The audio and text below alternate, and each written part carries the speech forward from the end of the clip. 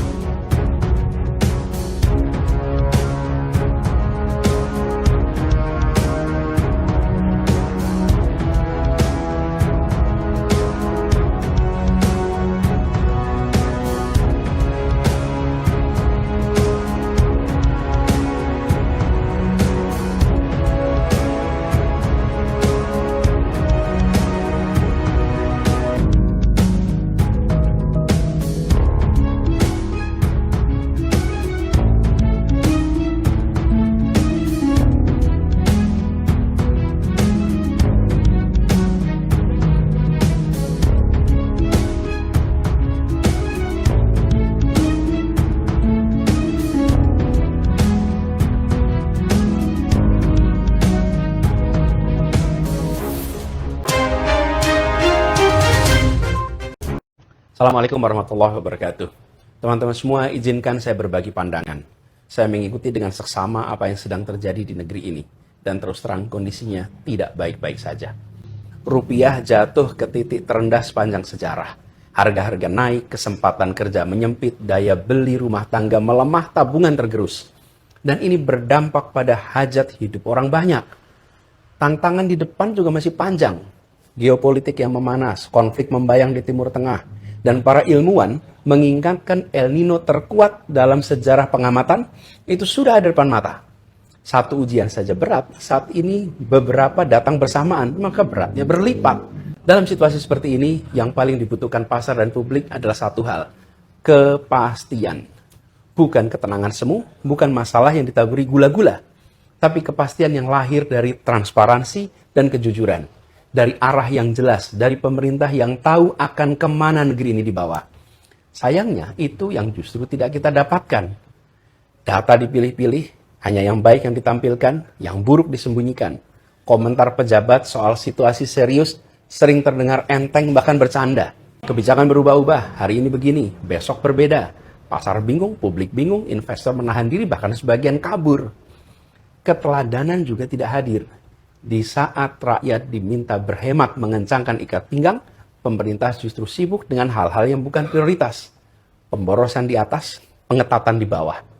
Ini tampak sebagai ketidakpekaan. Peringatan sudah datang dari mana-mana. Dari ekonom dalam negeri, dari lembaga keuangan internasional, dari media-media nasional dan internasional yang mengamati Indonesia. Tidak mungkin mereka semua keliru bersama-sama di saat yang sama. Ini yang dipertaruhkan adalah hajat hidup ratusan juta orang. Maka situasi ini harus diperlakukan dengan keseriusan yang sepadan. Oleh karena itu saya mengajak kepada pemerintah, berhentilah memberi obat tidur kepada publik. Buka data apa adanya. Sampaikan masalah dengan jujur. Berikan arah kebijakan yang jelas dan konsisten. Pimpin secara solid, ajak, dan dari atas sampai bawah. Itu yang menenangkan pasar, dan itu yang akan menenangkan rakyat. Lalu pada teman-teman semua, bersiaplah. Suka tidak suka, masa-masa berat masih ada di depan kita.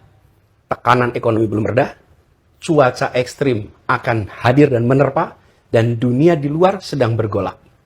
Tentu kita tetap harus optimis bahwa kita akan bisa melewati itu semua. Asal kita berjalan dengan mata terbuka, bukan dengan ilusi yang dibuat-buat. Kita pasti bisa, tapi syaratnya satu, serius. Mari kita serius mengurus bangsa ini. Yang dimaksud Bapak Presiden, tentu itu ada pengaruhnya. Katakanlah bawang putih ada pengaruhnya ya. Tetapi berapa komoditas kita ekspor? Komoditas pertanian ini diekspor.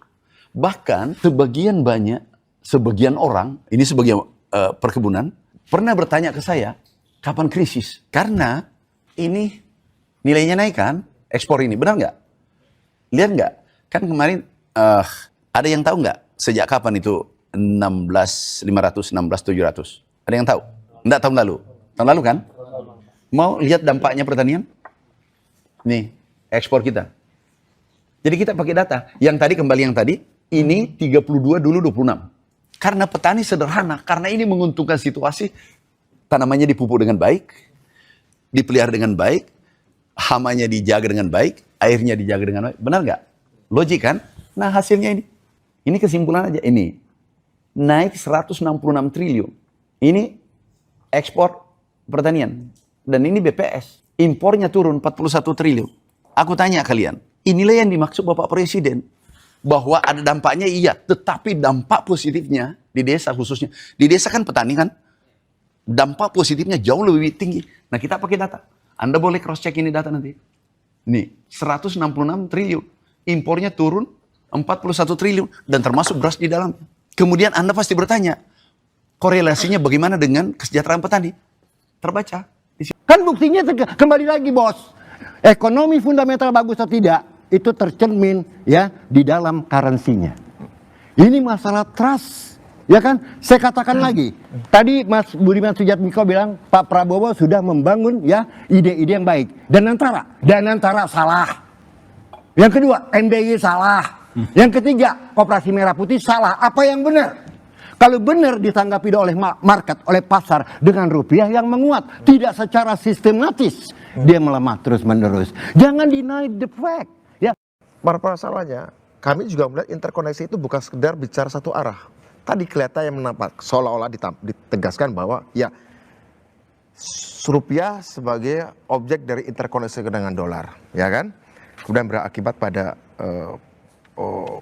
menurunnya daya beli masyarakat. Kalau kita lihat apa yang dilakukan oleh Presiden Prabowo sebelum isu dolar menaik adalah kenapa Pak Prabowo membangun program-program di grassroots. Tadi saya sebutkan Koperasi Merah Putih, MBG, Sekolah Rakyat. Apa yang kamu lihat? Apa yang kita lihat sebenarnya? Yang kita lihat adalah bukan sekedar trust itu sebagai produk hasilnya ya. Tapi by design Pak Prabowo sedang melakukan proses peningkatan kapasitas produktif rakyat. Kapasitas proses distribusi dari hasil-hasil pembangunan ekonomi. Kemudian dikatakan oleh Astri tadi soal mengamankan kebocoran-kebocoran yang selama ini banyak keluar dan tidak dicatat dengan benar. Sampai 15.000 triliun sejak tahun 1991. 15.000 triliun ya hasilnya. Dan artinya apa? Yang dilakukan oleh Pak Prabowo adalah bagaimana bukan sedang membangun trust kepada pemerintahan Pak Prabowo. Pak Prabowo sedang membangun trust pada kapasitas bangsa sendiri. Bisa nggak sih kapasitas produktif itu disebar ke rakyat? Bukan sekedar rakyat dilihat sebagai konsumen pembeli barang-barang dari luar, tapi rakyat dibangun trust pada dirinya sendiri untuk berproduksi. Bisa nggak sih? Nggak gini. Saya ingin mengatakan bahwa trust itu program makan bergizi gratis. Saya kasih contoh satu. Ya. Kita berharap program makan bergizi gratis itu menimbulkan multiplier efek pada masyarakat akar rumput, petani, peternak dan nelayan. Konkret nih, beras diambil dari petani rakyat, ya, daging, telur, ayam dan sebagainya diambil dari para peternak dan nelayan. Tetapi apakah hari ini itu terjadi? Kita tidak melihat hal itu. Dampaknya itu tidak sampai kepada level masyarakat di paling bawah. Pidato Presiden Prabowo, visi besar Presiden Prabowo, kita berikan apresiasi. Tetapi dalam hal implementasi dan persoalan tata kelola, yang kita lihat, mohon maaf, rent seeking yang terjadi. Pak Ansi, gini, ada hukum Murphy mengatakan sesuatu yang baik, sesuatu yang buruk datang seketika. Sesuatu yang baik datang bertahap. Anda tahu bahwa yang dibangun dari makan bergizi gratis itu adalah bagian dari ekosistem rantai pasok baru. Satu upaya membangun rantai pasok baru tidak bisa dihitung dalam hitungan bulan. Dengan pembentukan Koperasi Desa Merah Putih secara legal 80.000, peresmiannya 1.000. Dan bulan Agustus ditargetkan 20.000. Apakah Anda tidak melihat itu sebagai bagian dari membangun rantai pasok makan bergizi gratis dan kemudian meningkatkan kapasitas produksi dan petani? Baik, ada sejumlah program yang sudah dijalankan. Saya mengatakan bahwa membangun rantai pasok itu bukan sepintas mengomentari atau menganalisa. Ini adalah pembangunan sistem, pembangunan ekosistem, membangun kelembagaan, membangun entrepreneurship. Saya boleh nyelak nggak? Boleh. Silakan. Ya kan? Kira-kira begitu. Silakan. Nyelak ya. Ya. Mungkin sebelum Silakan Pak Ferry. Kalau saya seorang entrepreneur, Barangkali memang presiden kita hari ini tuh punya gangguan mental. Siapa yang tidak marah ketika Kan harusnya makan bergizi gratis ya. Di sini maling berkedok gizi. Mantap. Kenapa jadinya maling berkedok gizi, Mas? Saya rasa semua orang harus ingat dan catat bahwa program ini itu telah merampas anggaran pendidikan. Kalau kita cek di APBN tahun 2026, anggaran pendidikan kita itu luar biasa fantastis. 757 triliun. Pak Prabowo mengatakan bahwa ini anggaran pendidikan terbesar sepanjang sejarah Indonesia. Apakah benar? Benar. Tapi kalau kita cek detailnya, ternyata 223 triliun dari 757 triliun itu bukan untuk pendidikan, tapi diklaim sebagai MBG. 200 sekian ya? 223 triliun. Oke. Sementara anggaran MBG itu 335 triliun. Nah, dari situ saja kita sudah ketahui satu problem konstitusional. Anggaran pendidikan itu telah dimandatori spendingkan oleh Undang-Undang Dasar minimal 20% dari APBN.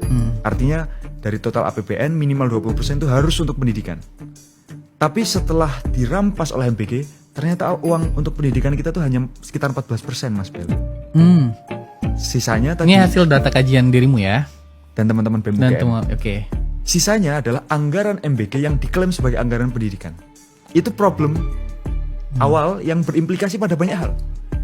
Berimplikasi pada kesejahteraan guru honorer yang sampai hari ini belum terjamin. Berimplikasi pada menurunnya kuota KIP, kuota LPDP, dan banyak hal lain di dalam konteks pendidikan.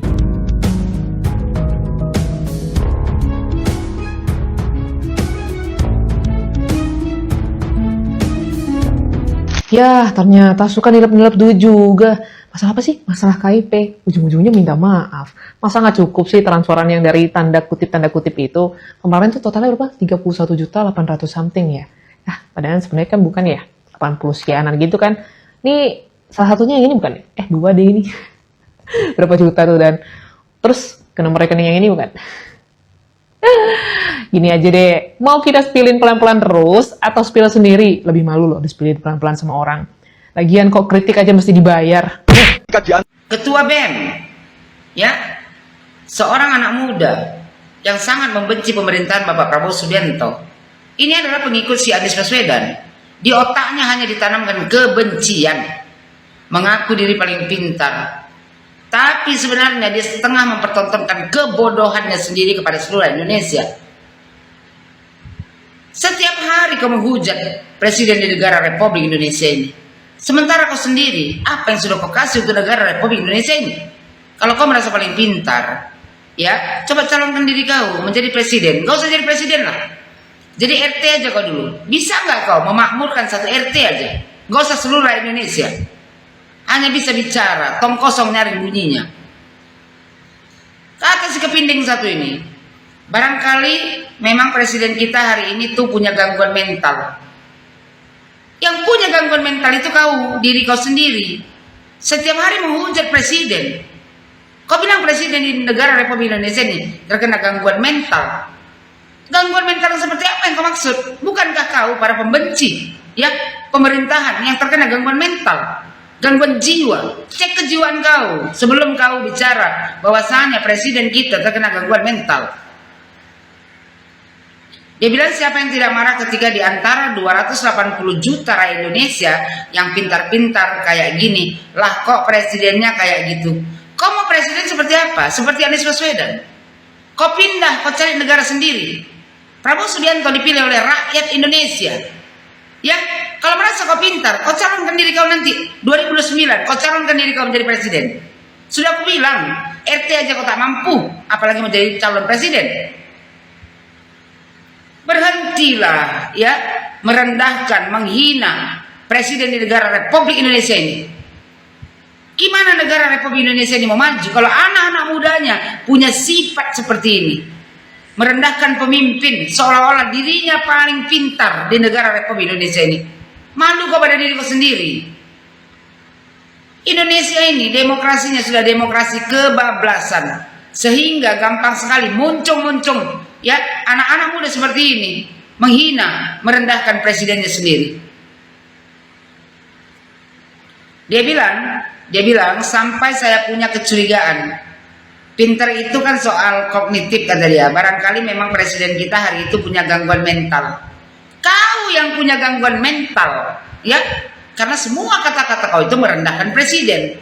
Kalau kau tahu agama anak muda, ya, kau pasti tahu bahwasanya wajib hukumnya taat kepada pemimpin. Kalau kau merasa kinerja dari Presiden Prabowo Subianto tidak benar, kau kritik ya kinerjanya, bukan kau serang pribadinya. Kau menyatakan Presiden Republik Indonesia terkena gangguan mental. Kalau memang Prabowo Subianto kau merasa ya terkena gangguan mental, cabut aja kau dari negara Republik Indonesia ini. Kau cari negara lain yang presidennya tidak terkena gangguan mental. Kalian junjungan kalian kalah di Pilpres 2024, lantas menyerang Prabowo Subianto sesuka hati. Ini pemerintah harus ya menindak tegas orang-orang yang menghina pemimpin di negara Republik Indonesia ini. Biar ada efek jerah, tidak suka-suka berbicara. Berbicara di forum terbuka, disaksikan banyak orang. Ya, yang bengak-bengak menonton kau itu ketawa pula. Sama bengaknya kalian semua di situ. Tak ada bisa menghormati pemimpin. Mau memimpin macam mana lagi kau? Mau seperti Anies Baswedan yang kau dukung itu? Percayalah kau, ya, orang munafik seperti kalian ini, ya kan, tidak pantas berada di negara Republik Indonesia ini. Kita semungkin, kata dia, kita semua mungkin pernah bisik-bisik bahwa presiden kita ini, kita itu kata dia NPD, Narcissistic Prabowo Disorder. Ketawalah semua, kan bengak ini. Presiden di negara Republik Indonesia ini direndahkan, kalian ketawa. Di mana otak kalian buat? Kalau tak ada rasa hormat kepada pemimpin, ya betul kata Pak Prabowo, cabut aja dari negara Republik Indonesia ini. Banyak orang yang mencintai presidennya. Kalau negara ini mau maju, ya kita rakyat Indonesia harus belajar mencintai pemimpin, mencintai presiden, yaitu Prabowo Subianto. Bukan menghujatnya.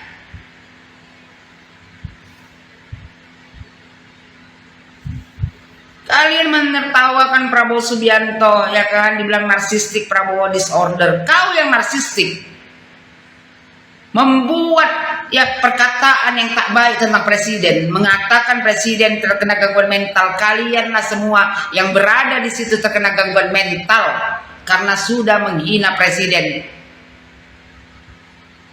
Aneh negara Republik Indonesia ini. Ada presiden yang mau memajukan negara Republik Indonesia ini. Tapi ya bukan kinerjanya yang dikritik, malah personalnya yang dibantai habis-habisan. Seolah-olah presiden kita Prabowo Subianto terkena gangguan mental. Kalau dia terkena gangguan mental, tidak mungkin dia menjadi presiden. Kalian semua lah para pembenci pemerintah yang terkena gangguan kejiwaan.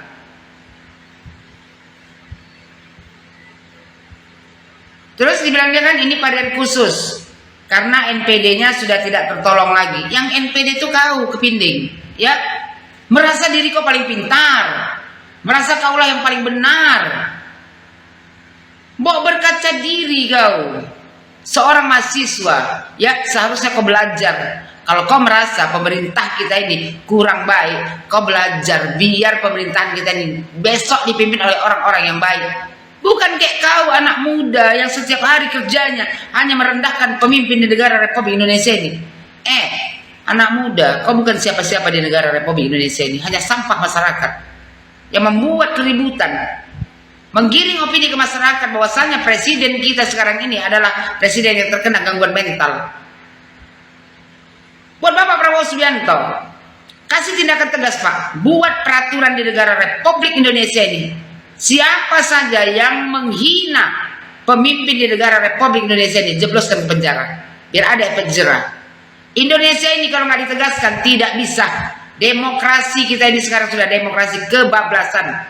Bukannya mengkritik kinerja ya presiden, tapi malah menghina, menyerang pribadinya.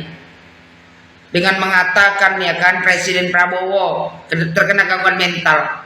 Kalian semua yang berada di forum itu yang terkena gangguan mental. karena mendengarkan ocehan anak ingusan, ya, pentolan korek api yang berbicara bukan dari sini, tapi melalui penyakit hati karena junjungannya si Anies Baswedan kalah di Pilpres 2024. Ya, buat Indonesia, jangan kalian dengarkan manusia seperti ini.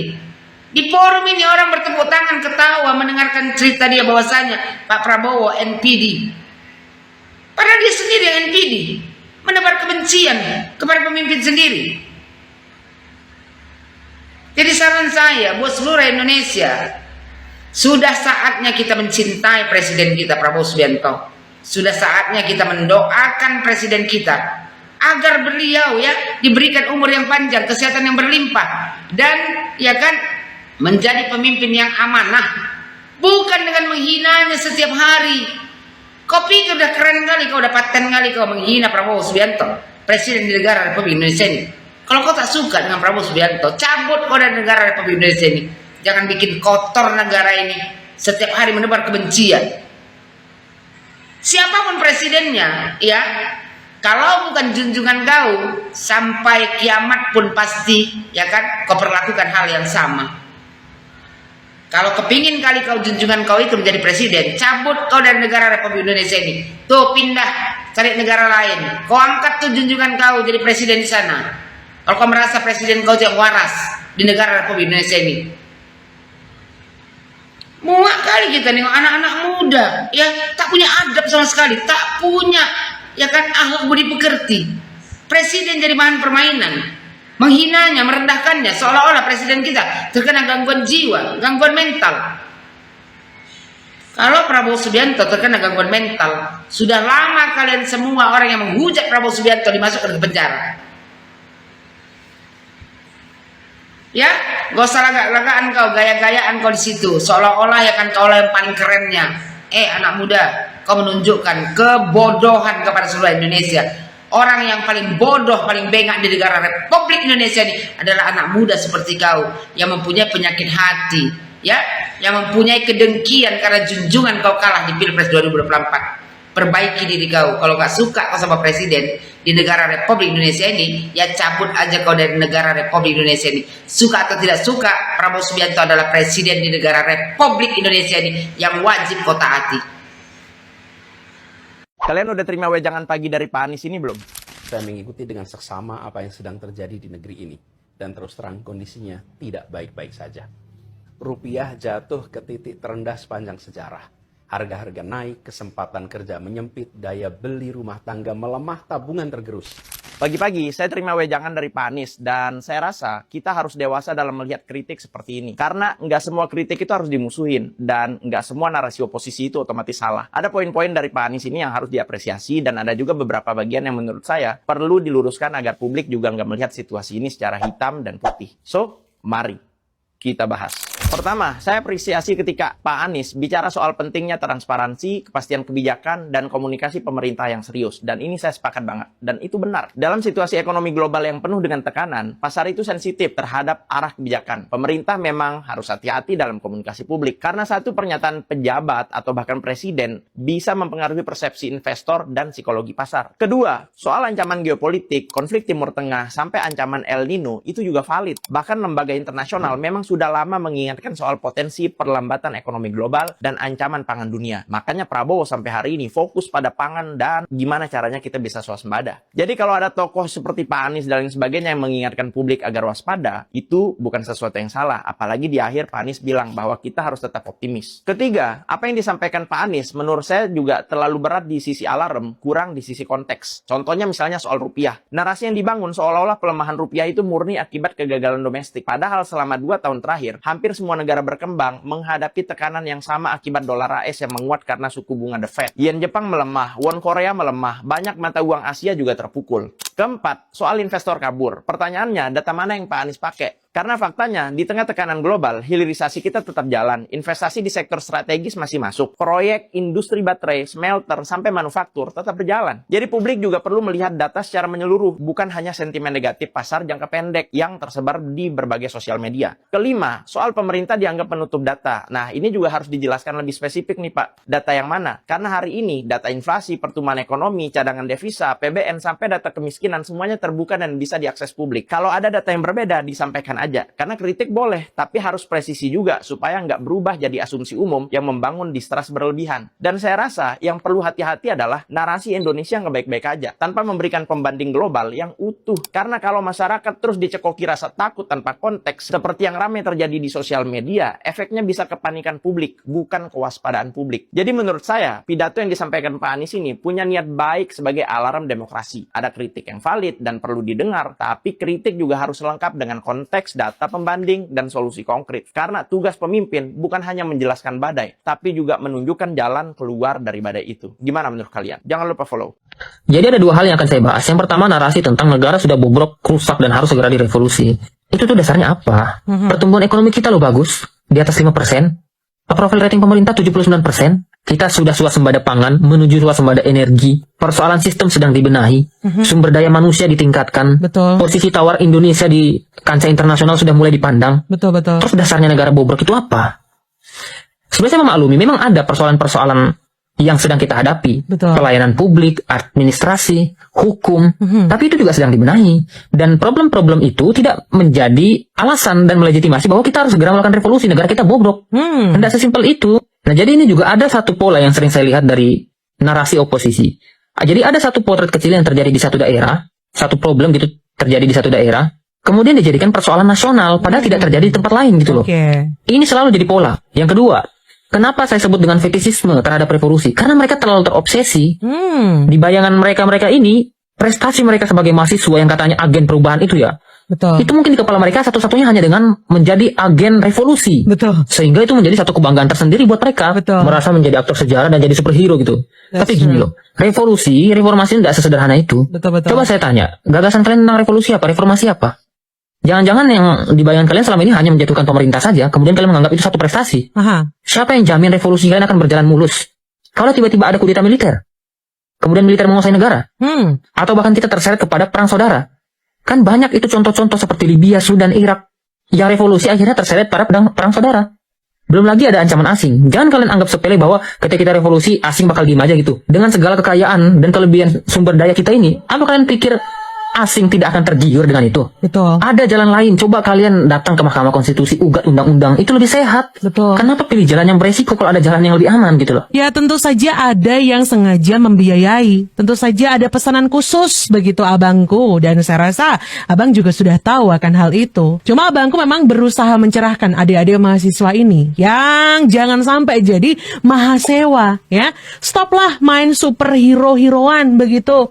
Kalian itu memang saya paham masih dalam transisi dari remaja menuju dewasa, pengen tampil ya, adrenalin terpacu ketika nama kalian disebut ya kan, apalagi anak-anak zaman sekarang kalau sudah masuk sosmed terkenal itu rasanya aduh luar biasa banget ya, seolah-olah jadi artis begitu teman-teman. Tapi ya tolong begitu loh, agenda yang kalian bawa itu harus benar-benar murni dari apa kata rakyat, bukan berdasarkan pesanan ya. Kasihan loh rakyat kita yang benar-benar bekerja, yang benar-benar luar biasa mendukung pemerintah, dan juga pemerintah yang beneran kerja gitu, terus kalian recokin dengan pesanan-pesanan tertentu cuma demi apa? Famous, ketenaran. Alah. Saya miris ya melihat cara sebagian ketua BEM mencari pekerjaan. Popularitas dibangun lewat narasi negatif terhadap pemerintah. Bukan kritik ya, tapi makian dan hinaan. Bedakan. Sampai menulis surat ke lembaga internasional dengan bahasa yang memalukan, tidak elegan, dan tidak profesional. Menyebut stupid presiden jelas bukan bahasa yang pantas di level internasional. Tidak sedikit dari mereka yang sekarang sudah masuk partai politik, sudah mendapat pekerjaan. Saya sendiri termasuk pengkritik pemerintah, terutama di bidang pendidikan, karena saya nggak mau menjadi so ahli di segala bidang. Saya mengkritik kebijakan seperti flat panel yang tidak tepat sasaran, TKA, atau korupsi dana pendidikan. Tapi saya tidak pernah menyerang pribadi Menteri Pendidikan. Saya tidak pernah mengatakan stupid minister. Padahal mahasiswa ini calon pemimpin masa depan. calon wakil rakyat. Kalau sejak awal cara membangun popularitas sudah lewat retorika negatif, bagaimana nanti ketika benar-benar memegang kekuasaan, memanfaatkan kesengsaraan rakyat untuk dirinya mendapat popularitas dan pekerjaan. Yang sering terlihat aksi-aksi yang auranya konfrontatif, yang dikenal publik hanya kemampuan membakar amarah atau menantang debat, sementara karya inovatifnya minim terlihat. Demonstrasi yang sampai nutup jalan di Jakarta misalnya, langsung membuat aktivitas bisnis lesu, warung sepi, toko tutup lebih cepat. Yang terdampak justru masyarakat. Saya yakin banyak mahasiswa sebenarnya tidak merasa terwakili oleh gaya seperti ini. Kalau memang begitu, ayo munculkan organisasi mahasiswa baru dengan energi yang lebih positif. Gerakan yang fokus pada solusi dan dampak nyata. Seperti Pandawara Group ya, anak-anak muda yang bergerak membersihkan sungai dan lingkungan. Tanpa retorika keras, tanpa makian, tapi dampaknya terasa. Untuk para rektor, yakin organisasi resmi kampus mau mempertahankan citra seperti ini. Tidak terpikir menyediakan ruang bagi organisasi mahasiswa baru yang fokus pada inovasi, solusi, dan dampak nyata. Kalau memang ada pilihan, nantinya biarkan masyarakat menilai siapa kader muda yang layak menjadi penerus bangsa. Mereka yang naik lewat prestasi dan inovasi yang solutif, atau mereka yang naik lewat teriakan dan tekanan massa.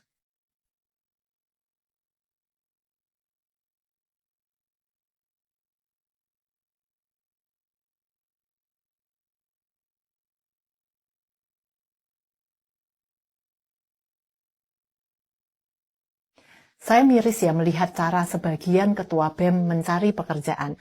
Popularitas dibangun lewat narasi negatif terhadap pemerintah. Bukan kritik ya, tapi makian dan hinaan. Bedakan. Sampai menulis surat ke lembaga internasional dengan bahasa yang memalukan, tidak elegan, dan tidak profesional. Menyebut stupid presiden jelas bukan bahasa yang pantas di level internasional. Tidak sedikit dari mereka yang sekarang sudah masuk partai politik, sudah mendapat pekerjaan.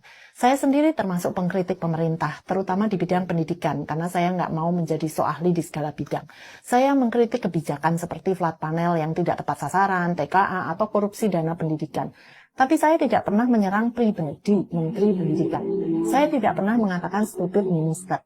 Padahal mahasiswa ini calon pemimpin masa depan, calon wakil rakyat. Kalau sejak awal cara membangun popularitas sudah lewat retorika negatif, bagaimana nanti ketika benar-benar memegang kekuasaan, memanfaatkan kesengsaraan rakyat untuk dirinya mendapat popularitas dan pekerjaan.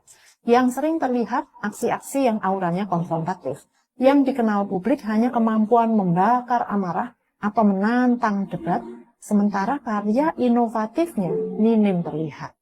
Demonstrasi yang sampai nutup jalan di Jakarta misalnya, langsung membuat aktivitas bisnis lesu, warung sepi, toko tutup lebih cepat. Yang terdampak justru masyarakat. Saya yakin banyak mahasiswa sebenarnya tidak merasa terwakili oleh gaya seperti ini.